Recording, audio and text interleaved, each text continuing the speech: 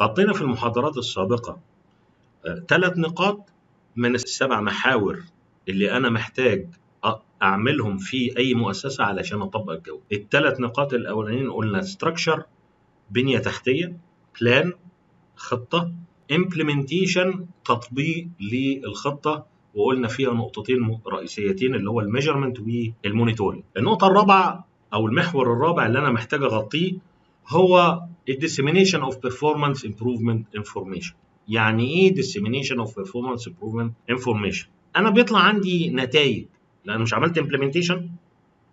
أنا عملت implementation وطلع منه measurement وطلع منه مراقبات، فالنتائج دي أنا محتاج أحطها في ريبورت، والريبورت ده هو الوصلة اللي بيني وبين الناس اللي أنا عايز أوزع لهم.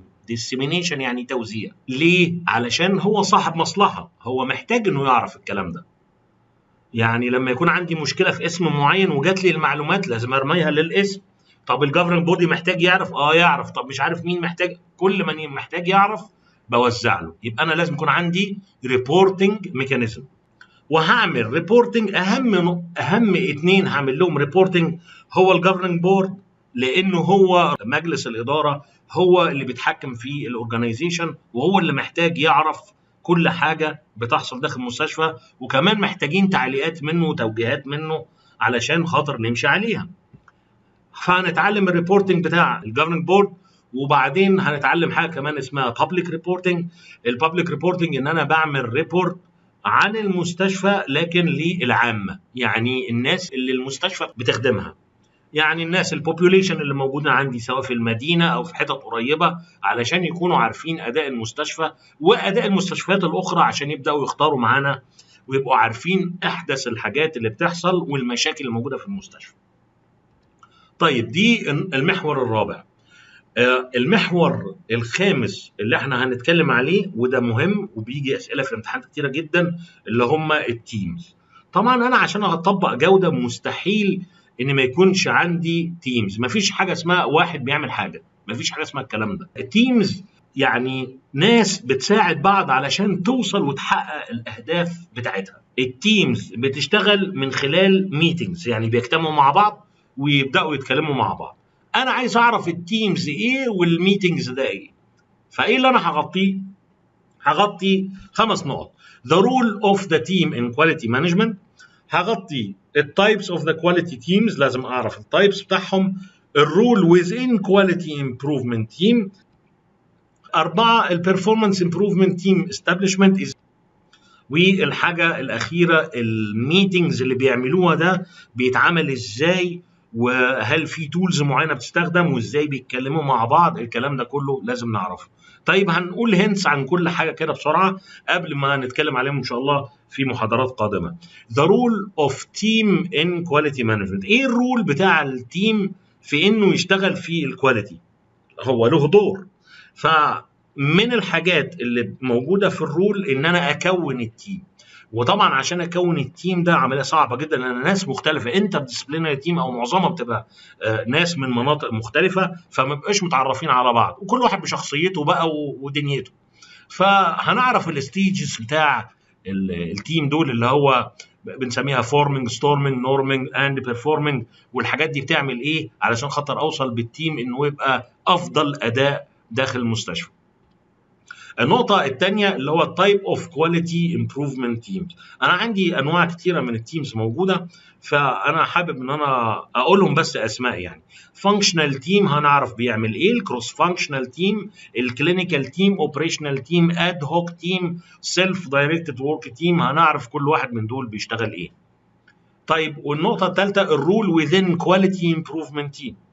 انا بقى ايه لما ابقى جوه التيم؟ هبقى شغلتي ايه؟ أنا سبونسر، ليدر، فاسيليتيتور، تيم ممبر، تشامبيون، تايم كيبر، ريكوردر، اد هوك ممبر. ايه الحاجات دي؟ هنفهمها ان شاء الله بالتفصيل. الحاجه الرابعه البرفورمانس امبروفمنت تيم استابليشمنت. انا لما اعمل مشروع تحسين بنبص على ايه، او التيم ده بيشتغل ازاي؟ بيبص على البروبلم وبيعمل جراوند رول، وهنعرف يعني ايه جراوند رول. education للتيم، بنعمل education واورينتيشن عشان يبدا يشتغل على المشكله.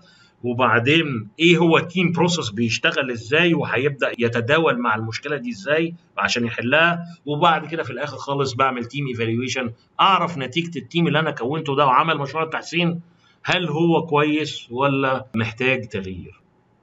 النقطه الاخيره اللي هنتكلم عليها اللي هو الميتنجز نفسها اللي بيعملها التيمز.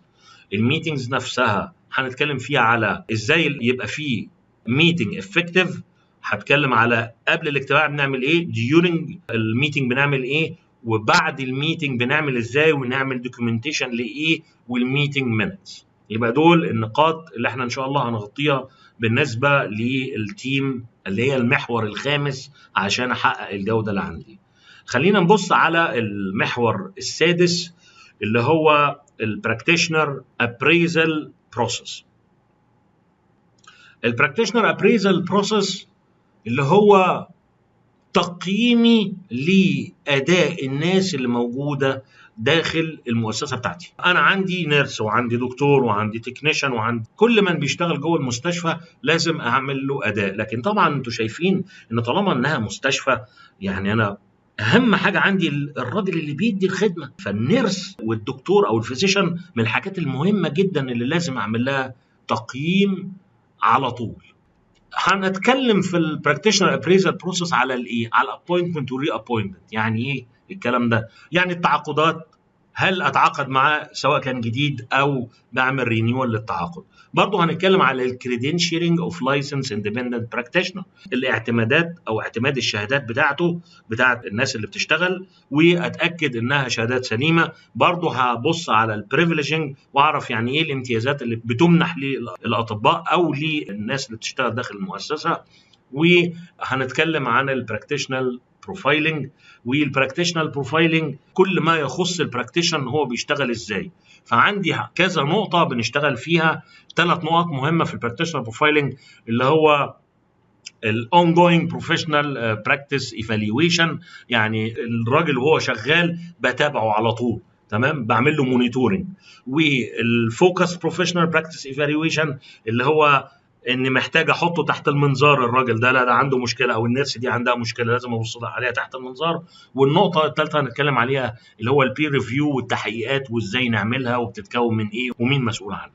يبقى دول ال4 حاجات اللي هنغطيهم في البراكتيشنر ابريزل بروسيس: الابوينتمنت والري ابوينتمنت، الكريدنشيشن اوف لايسنس اندبندنت براكتيشنر، البريفليجنج، والبراكتيشنر بروفايل. فاضل عندنا النقطة السابعة والأخيرة بإذن الله اللي هي عبارة عن الأورينتيشن والتريننج أند إديوكيشن. والمحور السابع ده من المحاور المهمة جدا علشان خاطر الناس اللي موجودة عندي دي أن يكونوا دايما أبديتد بالحاجات الجديدة اللي أنا طالبها منهم. طيب احنا هنعمل إيه بقى في النقطة السابعة بتاعتنا دي؟ Orientation, Training and Education.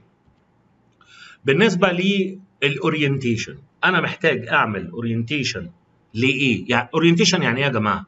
بديله فكره. طب انا هدي فكره لمين؟ هدي الفكره لواحد جديد علشان جاي انا اتعاقد معاه جديد يفهم النظام ماشي ازاي، صح ولا لا؟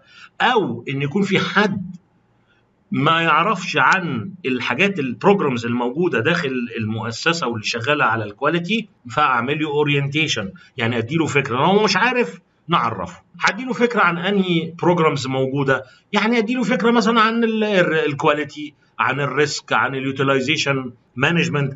الحاجات دي كلها من الحاجات المهمه جدا اللي هو المفروض ان اللي جاي جديد يعرفها. يبقى انا البروجرامز دي من الحاجات المهمه جدا يا جماعه اللي بعمل عليها اورينتيشن للناس. طيب النقطه الثانيه ان اعمل اورينتيشن وتريننج. شوف بقى تريننج لحاجات مهمه انا عايز البراكتيشنر بتاعي يعملها، زي مثلا الانفكشن كنترول، ازاي يعرف يغسل ايده ويغسلها امتى، مثلا الحاجات متطلبات البيشنت سيفتي، تمام. يبقى انا بعمل اورينتيشن وتريننج للناس اللي شغالين عندي علشان يعرفوا يشتغلوا على البروجرامز لو ما بيعرفوش.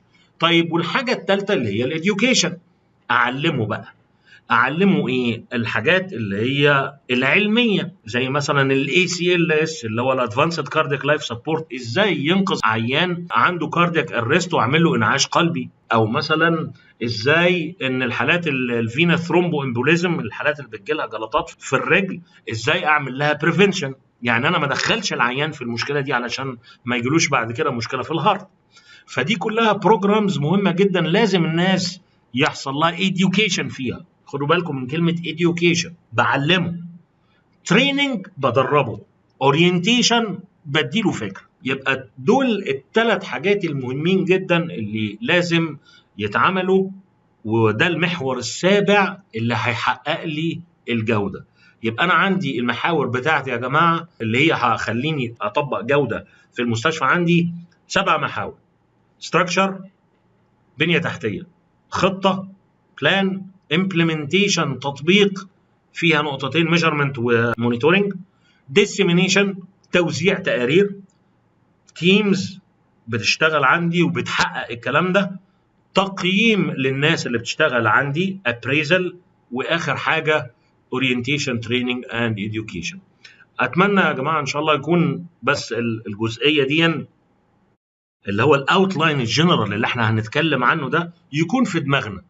انا ما بقولش تحفظ، ما فيش حاجه اسمها تحفظ، احنا بس نفهم الكلام واحده واحده. النقاط اللي احنا ذكرناها كلها هنبدا نقولهم بالتفصيل، مش الممل لكن اللي يهمنا فيها عشان نعرف ندخل الامتحان. فاتمنى ان الناس تتشجع وتدخل معانا ونعدي الصحراء ان شاء الله.